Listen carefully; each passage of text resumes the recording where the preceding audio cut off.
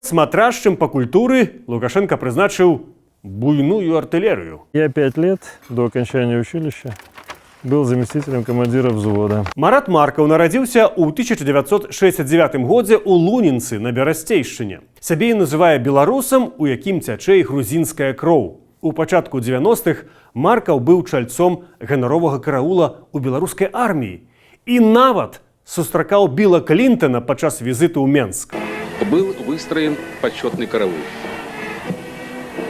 Прозвучали государственные гимны Соединенных Штатов Америки и Республики Беларусь. Нехта скажа: «Няправда, гэта фальшыўка з Польшчы».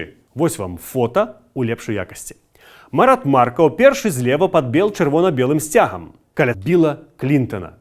Пасля ён скончыў юрфак БДУ і заснаваў кампанію «Аўдыт-сервіс». Не Клинтон, а Маркаў. Але назваць той досвед паспяховым было немагчыма. Маркаў вяртаецца на дзяржаўную працу.